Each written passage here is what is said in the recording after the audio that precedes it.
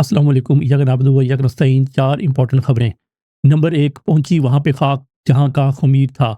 جی ہاں، پی اے کی جو نیجکاری کی گئی تھی عارف حبیب صاحب نے مبینہ طور پہ خریدی تھی، لیکن اصل مالک کے پاس آخرکار پی اے پہنچ گئی ہے اور انہوں نے کہا جی ایئر لائن کے پہلے چیئرمین بورڈ آف ڈائریکٹر کے طور پہ فوجی فاؤنڈیشن کے M D lieutenant general retire Anwar Ali Haider کو مقرر کر دیا گیا ہے۔ بھائی خریدی تم نے، پیسے تمہارے لگے اور لے وہ گئے ہیں، تو بتاؤ تو صحیح کم سے کم کہ تم نے کتنے پیسے لگائے، انہوں نے کتنے پیسے لگائے ہیں۔ بہرحال پاکستان کی ایئر لائن جو ہے نا مفت میں اپنے نام کروا لی ہے انہوں نے، تھی انہی کی، اس لیے دکھ کی بات نہیں ہے۔ دوسری امپورٹنٹ خبر یہ ہے کہ علیمہ خان جو ہیں انہوں نے ایک بات کا انکشاف کیا ہے۔ انہوں نے کہا جی مجھے کسی نے بتایا ہے اندر کی بات کہ آپ کی ایک بہن کی ملاقات کروا دی جائے گی، جب بھی کروائی گئی وہ اگر جب باہر آ کے عمران خان کا پیغام دیں گی تو وہ کہیں گے جی او جی آپ نے اندر کی بات بتا دی، تو 6 مہینے کے لیے دوبارہ عمران خان صاحب کو قید تنہائی میں ڈال دیا جائے گا۔ آج ملاقات کروائیں گے تو اگلے منگل کا کیوں نہیں، اس سے اگلے منگل کا کیوں نہیں؟ عمران خان کے پورے حقوق وہ چاہتی ہیں کہ واپس ہوں۔ میں آپ کو طریقہ بتا دیتا ہوں، سمپل سا طریقہ ہے کہ کیسے عمران خان صاحب سے ملاقات کی جا سکتی ہے۔ ملاقات کریں، دیکھیں اس قوم کو کوئی ضرورت نہیں ہے، عمران خان نے ساری باتیں بتا دی ہوئی ہیں۔ کوئی عمران خان دوبارہ کہہ دے گا کہ بھئی ذہنی مریض کہہ دے گا، زیادہ سے عمران خان یہ کہہ دے گا کہ باہر نکلو اپنے حق کے لیے کھڑے ہو، وہ تو ان کو سب کو پتہ ہے، یہ تو پھر بھی نہیں نکل رہے۔ جب انہوں نے نکلنا ہی نہیں ہے، مری ہوئی قوم ہے، آپ کی پریورٹی ہونی چاہیے عمران خان کا علاج، عمران خان سے ملاقات۔ وہ قید تنہائی میں ڈالتے ہیں، آپ کو اسے روکنا ہے، لمبی جنگ ہے۔ جب قید تنہائی میں ڈال دیا جاتا ہے نا، بندہ جو مرضی ایکسرسائزیں کرے، جو مرضی کرے، مینٹلی طور پہ اس عمر میں خاص طور کے اندر 50 کے بعد تو 1 سال کے اندر انسان کی پوری یادداشت ٹوٹ جاتی ہے۔ تو اس لیے بہت ضروری ہے آپ ملاقاتیں کریں، باہر ان بیوقوفوں کو، جاہلوں کو، کمینوں کو آ کے بتانے کی ضرورت نہیں عمران خان صاحب نے کیا کہا ہے۔ اس کے لیے اگر گارنٹی بھی دینی پڑتی ہے نا کہ باہر آ کے وہ آپ کچھ نہیں کہیں گے، تو بالکل بتانے کی ضرورت نہیں۔ ہاں، تیسری خبر ہے قربانی کے شرعی 3 حصے۔ جی ہاں، ویسے شریعت میں 2 حصے ہوتے ہیں، لیکن کیونکہ پاکستان میں شریعت ڈیفرنٹ ہوتی ہے تو انہوں نے کہا جی بھائی کی قربانی دی ہے۔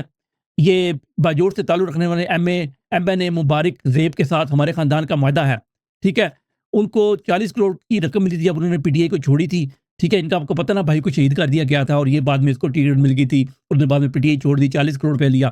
تو اس میں سے جس میں سے تیسرا حصہ ہمارا، ایک حصہ مہمانوں کا جو ایم این اے مبارک زیب کے گھر آتے ہیں، اور ایک حصہ ایم این اے مبارک زیب کا، مطلب سارا ٹبر، سارا خاندان آپس میں ملا ہوا ہے۔ اور 3 حصے کیے انہوں نے بھائی کے گوشت کے، اور گوشت جو ہے نا تینوں بھائی نے، باپ بیٹا باقی خاندان نے، اور جو آئیں گے رشتہ دار ملنے والے آتے ہیں، ان کے لیے 3 حصے برابر تقسیم کر دیے۔ میرے قربانی کا حق جو ہے نا میرے خیال میں اس سے بہتر کسی نے نہیں ادا کیا آج تک پاکستان کے اندر۔ اگلی خبر آپ کی اپنے پرائیویٹ جیٹ کی ہے۔ یہاں بات کی جہاز کیوں خریدا ہے بھائی؟ خریدا بھائی، پٹ لو جو پٹنا ہے، پٹ لو جو پٹنا ہے بھائی پاکستانیوں، تمہارے پیسوں کا لیا ہے۔ یہ جو میرے پیچھے جہاز لگا ہوا ہے نا، یہ بھی آپ کی پیسوں کا تھا، لیکن آپ لوگوں کو احساس نہیں ہوا، اس کا آپ لوگوں کو احساس ہو رہا۔ اور ہمارے اخراجات میچ نہیں کرتے۔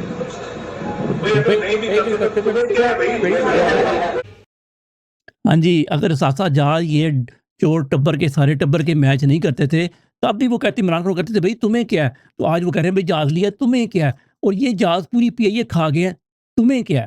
جبکہ اس بندے نے نا بات ہی ختم کر دی ہے، میرے تبصرے کی ضرورت ہی نہیں ہے۔ حکومت کا جو وقت رہ گیا ہے اسے پورا کرے، اگلے 5 سال بھی حکومت کرے، تاکہ ہم دنیا میں ہی عذاب سہ جائیں اور آخرت میں ہمیں معافی مل جائے۔ بھائیو، جو مظلوم ہوتا ہے نا، جو ظلم کو سہ جاتا ہے اور اف نہیں کرتا، اس کو دنیا میں بھی عذاب ہے اور آخرت میں بھی عذاب ہے۔ بھائی جی آپ کو تیاری پھاڑ لو، ادھر بھی دگنا عذاب، اگلی جگہ بھی دگنا عذاب۔ جبکہ یہ خبر سب سے زیادہ امپورٹنٹ ہے کہ ملتان میں ایک غربت سے تنگ آدمی نے اپنے بیٹے کی لاش سیدھا دفنانے کے لیے بغیر کفن کے لے گیا، اور پوری پاکستانی قوم، پوری میڈیا، سوشل میڈیا اس بات پر کہہ رہا ہے کہ یہ حکومت کا قصور ہے، اور حکومت کی وجہ سے دیکھو یہ ہم یہاں پر پہنچ گئے ہیں۔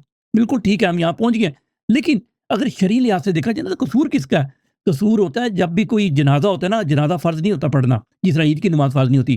جنازہ اگر علاقے کے قریب کے رشتہ دار یا جاننے والے نہیں ہیں، اگر جو بھی علاقہ ہے جہاں بھی وہ لاش موجود ہے، اس کے علاقے کے لوگ اگر جنازہ نہیں نہ پڑھتے، تو وہ سب کے سب جو ہے نا ان کے اوپر گناہ ہے، ٹھیک ہے۔ اگر یہ بندہ اپنے بچے کا جنازہ بغیر کفن کے لے گیا تھا ادھر دفنانے کے لیے، تو اس کا مطلب ہے اس کی نماز جنازہ بھی نہیں ہوئی ہوگی، ٹھیک ہے نا، ورنہ ادھر ہی کچھ نہ کچھ لوگ اکٹھا کرتے، کوئی رولا ڈلتا۔